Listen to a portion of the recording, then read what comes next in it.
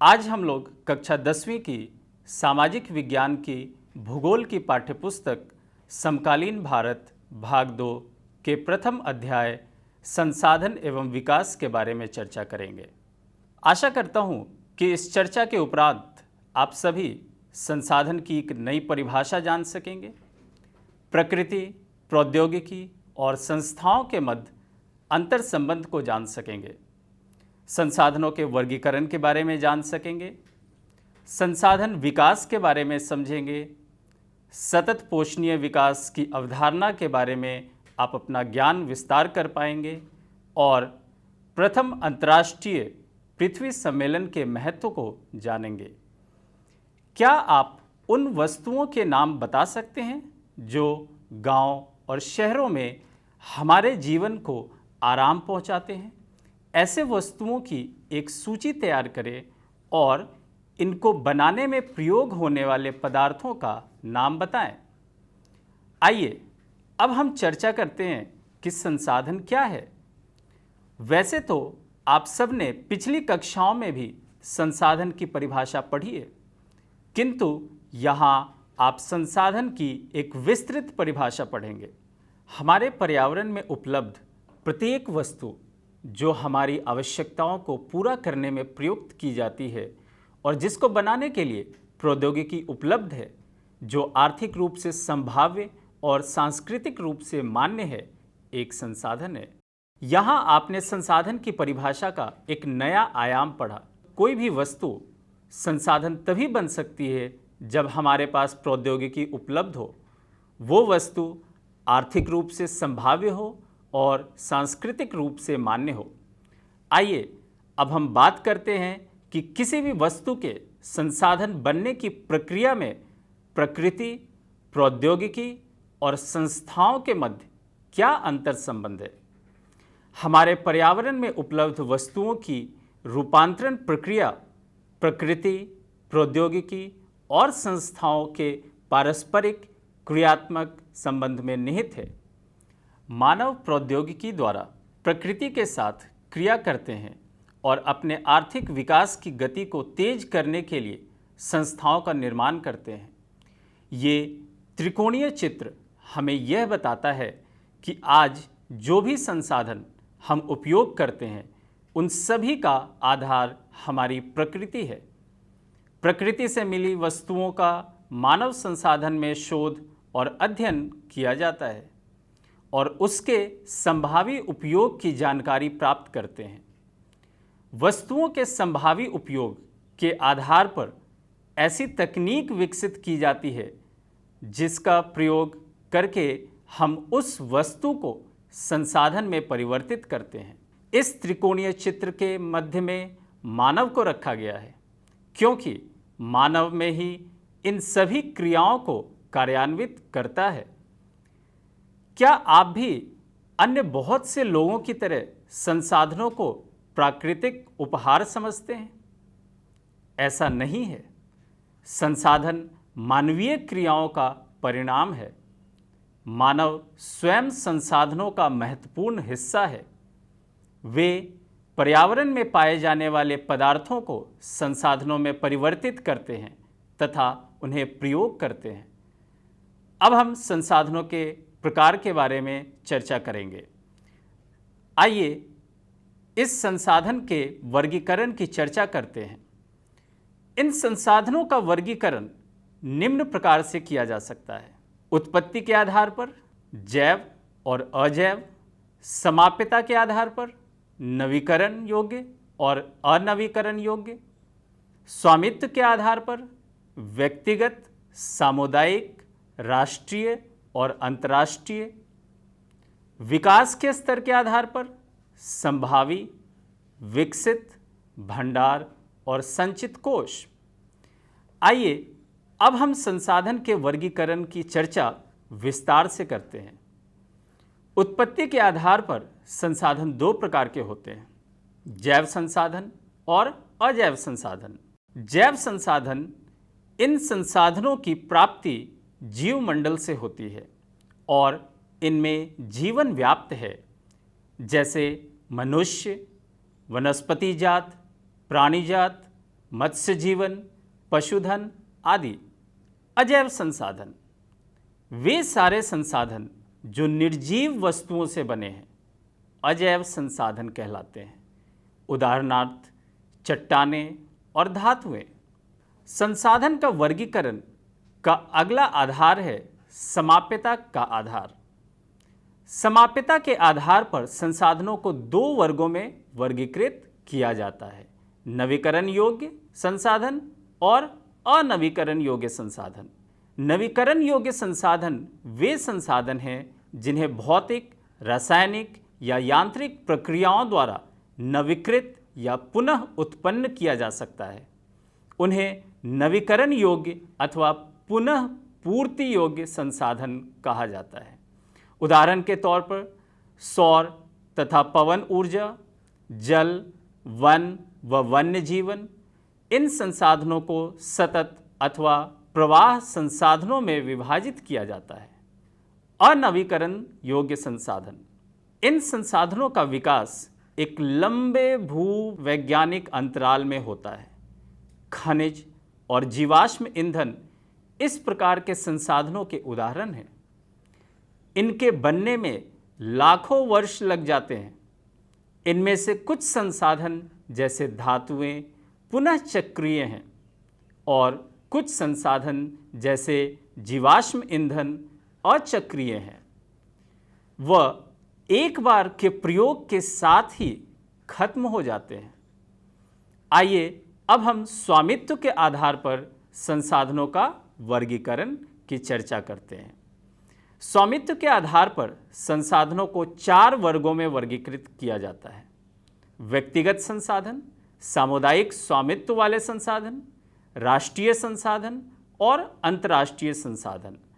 आइए अब एक एक कर इन सब के बारे में विस्तार में चर्चा करते हैं। व्यक्तिगत संसाधन। संसाधन निजी व्यक्तियों के स्वामित्व में भी होते हैं। बहुत से किसानों के पास सरकार द्वारा आवंटित भूमि होती है, जिसके बदले में वे सरकार को लगान चुकाते हैं। गांव में बहुत से लोग भूमि के स्वामी भी होते हैं और बहुत से लोग भूमिहीन होते हैं। शहरों में लोग भूखंड, घरों व अन्य जायदाद के मालिक होते हैं। बाग, चारागाह, तालाब और कुओं का जल आदि संसाधनों के निजी स्वामित्व के कुछ उदाहरण हैं। व्यक्तिगत संसाधन को ज़्यादा बेहतर से समझने के लिए आप अपने परिवार के संसाधनों की एक सूची तैयार कीजिए। स्वामित्व के आधार पर संसाधनों का अगला वर्गीकरण है सामुदायिक स्वामित्व वाले संसाधन। ये संसाधन समुदाय के सभी सदस्यों को उपलब्ध होते हैं।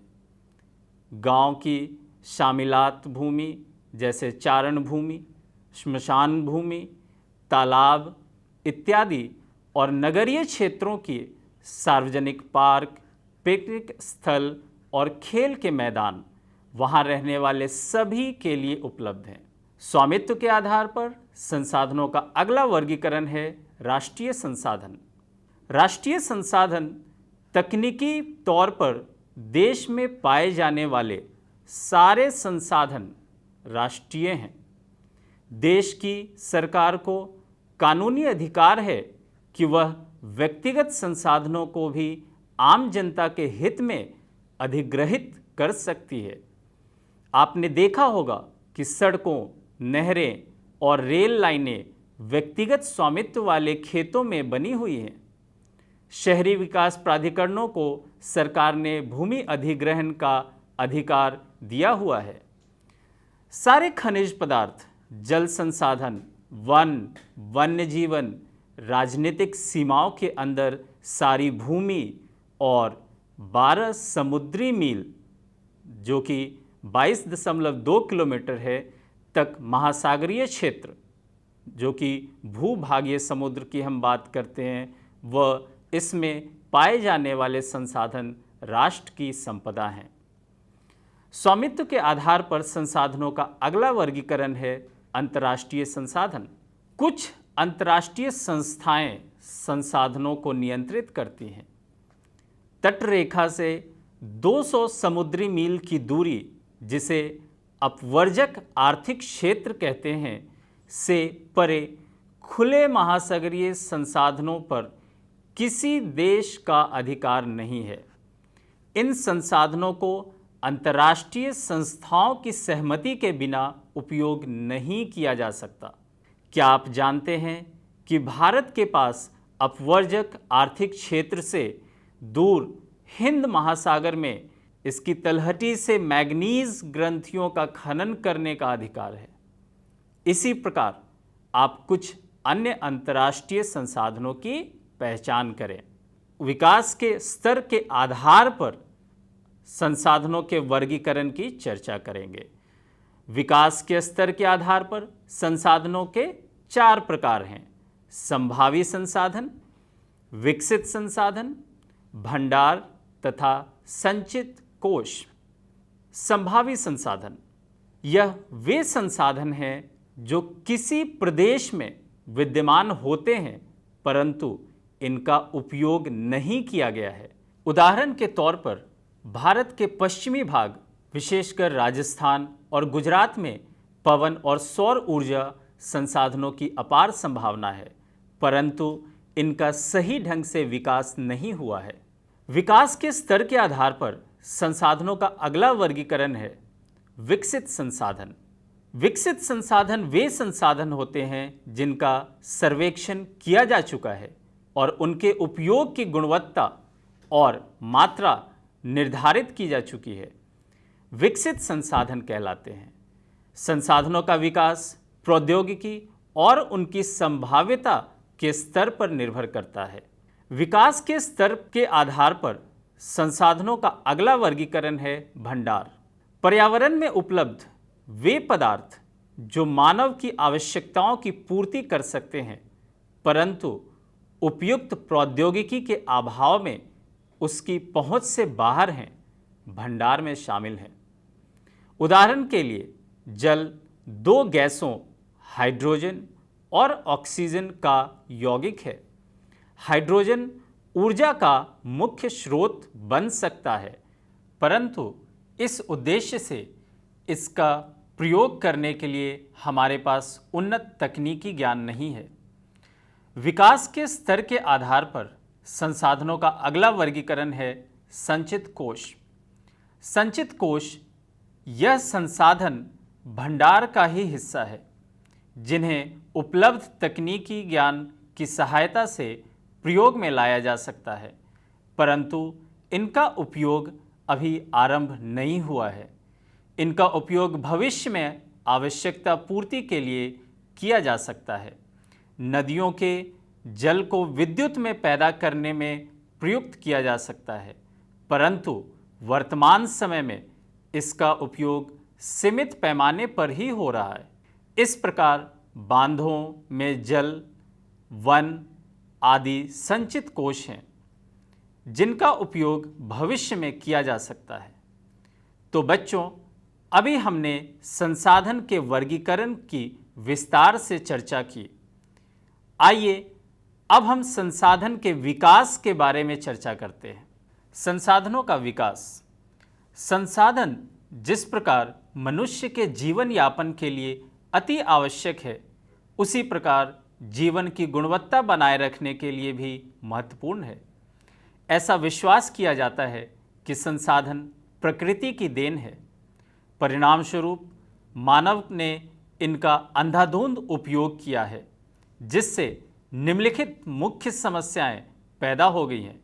कुछ व्यक्तियों के लालचवश संसाधनों का ह्रास, संसाधन समाज के कुछ ही लोगों के हाथ में आ गए हैं जिससे समाज 2 हिस्सों संसाधन संपन्न एवं संसाधनहीन अर्थात अमीर और गरीब में बंट गया। संसाधनों के अंधाधुंध शोषण से वैश्विक पारिस्थितिकी संकट में आ गई है, जैसे भूमंडलीय तापन, ओजोन परत अवक्षय, पर्यावरण प्रदूषण और भूमि निम्नीकरण आदि। कल्पना करें कि तेल संसाधन खत्म होने पर इनका हमारी जीवन शैली पर क्या प्रभाव पड़ेगा? घरेलू और कृषि संबंधित अपशिष्ट को पुनः चक्रण करने के बारे में लोगों के विचार जानने के लिए अपने मोहल्ले अथवा गांव में एक सर्वेक्षण करें। लोगों से प्रश्न पूछें कि उनके द्वारा उपयोग में लाए जाने वाले संसाधनों के बारे में वे क्या सोचते हैं, अपशिष्ट और उसके उपयोग के बारे में उनका क्या विचार है, और अपने परिणामों का समुचित चित्र कोलाज तैयार करें। मानव जीवन की गुणवत्ता और विश्व शांति बनाए रखने के लिए संसाधनों का समाज में न्याय संगत बंटवारा आवश्यक है। यदि कुछ ही व्यक्तियों तथा देशों द्वारा संसाधनों का वर्तमान दोहन जारी रहता है तो हमारी पृथ्वी का भविष्य खतरे में पड़ सकता है। इसलिए हर तरह के जीवन का अस्तित्व बनाए रखने के लिए संसाधनों के उपयोग की योजना बनाना अति आवश्यक है। सतत अस्तित्व सही अर्थ में सतत पोषणीय विकास का ही एक हिस्सा है। आइए हम चर्चा करते हैं कि सतत पोषणीय विकास क्या है। सतत पोषणीय आर्थिक विकास का अर्थ है कि विकास पर्यावरण को बिना नुकसान पहुंचाए हो और वर्तमान विकास की प्रक्रिया भविष्य की पीढ़ियों की आवश्यकता की अवहेलना ना करे। आइए अब हमसे जुड़ी एक बहुत ही महत्वपूर्ण घटना रियो डी जेनेरो पृथ्वी सम्मेलन 1992 की चर्चा करते हैं। जून 1992 में 100 से भी अधिक राष्ट्राध्यक्ष ब्राज़ील के शहर रियो डी जेनेरो में प्रथम अंतर्राष्ट्रीय पृथ्वी सम्मेलन में एकत्रित हुए। सम्मेलन का आयोजन विश्व स्तर पर उभरते पर्यावरण संरक्षण और सामाजिक आर्थिक विकास की समस्याओं का हल ढूंढने के लिए किया गया था। इस सम्मेलन में एकत्रित नेताओं ने भूमंडलीय जलवायु परिवर्तन और जैविक विविधता पर एक घोषणा पत्र पर हस्ताक्षर किया। रियो सम्मेलन में भूमंडलीय वन सिद्धांतों पर सहमति जताई और 21वीं शताब्दी में सतत पोषणीय विकास के लिए एजेंडा 21 को स्वीकृति प्रदान की। आइए अब हम बात करते हैं एजेंडा 21 क्या है। यह एक घोषणा है जिसे 1992 में ब्राज़ील के शहर रियो डी जेनेरो में संयुक्त राष्ट्र पर्यावरण और विकास सम्मेलन UNCED के तत्वाधान में राष्ट्राध्यक्षों द्वारा स्वीकृति दिया गया था। इसका उद्देश्य भूमंडलीय सतत पोषणीय विकास हासिल करना है। यह एक कार्यसूची है जिसका उद्देश्य समान हितों, पारस्परिक आवश्यकताओं एवं सम्मिलित जिम्मेदारियों के अनुसार विश्व सहयोग के द्वारा पर्यावरणीय क्षति, गरीबी और रोगों से निपटना है। एजेंडा 21 का मुख्य उद्देश्य यह है कि प्रत्येक स्थानीय निकाय अपना स्थानीय एजेंडा 21 तैयार करे। सतत पोषणीय विकास के लक्ष्य को पूरा करने के लिए हमें अपने संसाधनों को नियोजित करने की आवश्यकता है। तो आइए अब हम ये जानते हैं कि संसाधन नियोजन क्या है और भारत जैसे देश के लिए संसाधन नियोजन क्यों ज़रूरी है। संसाधन नियोजन संसाधनों के विवेकपूर्ण उपयोग के लिए नियोजन का एक सर्वमान्य रणनीति है। इसलिए भारत जैसे देश में जहां संसाधनों की उपलब्धता में बहुत अधिक विविधता है, यह और भी महत्वपूर्ण है। यहाँ ऐसे प्रदेश भी हैं जहाँ एक तरह के संसाधनों की प्रचुरता है परंतु दूसरे तरह के संसाधनों की कमी है।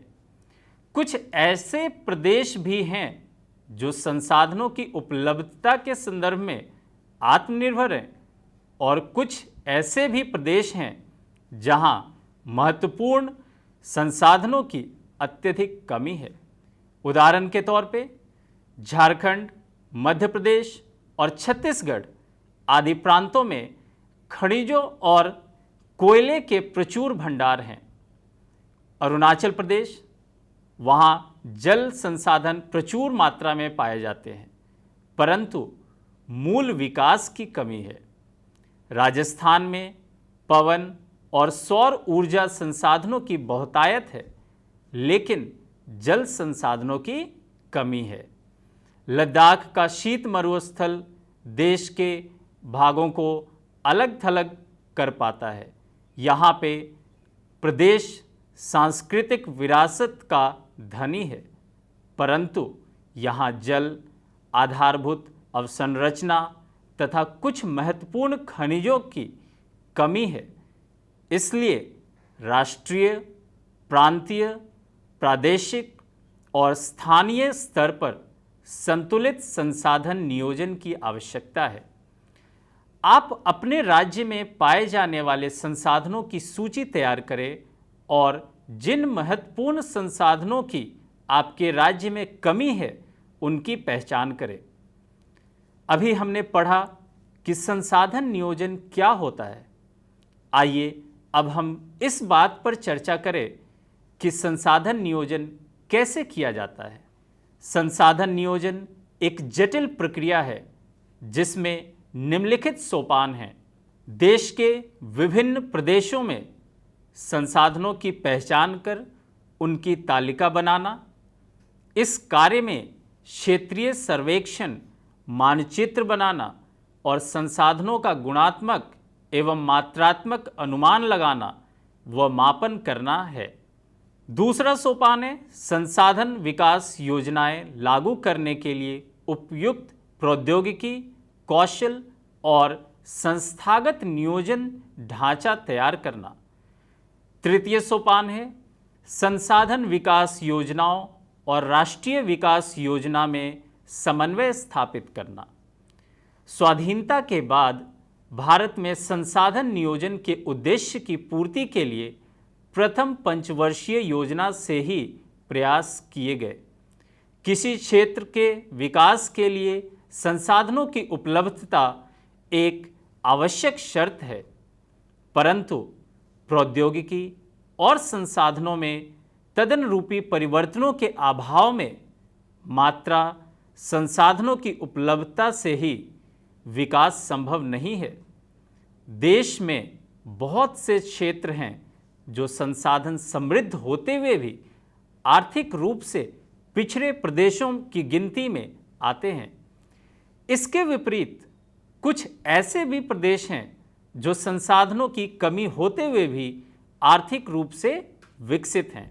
तो प्यारे बच्चों, आपने आज की कक्षा में ये जाना कि संसाधन क्या है, संसाधनों के प्रकार की चर्चा की, सतत पोषणीय विकास की अवधारणा को समझा, संसाधन नियोजन क्या है और भारत जैसे देश के लिए संसाधन नियोजन क्यों आवश्यक है।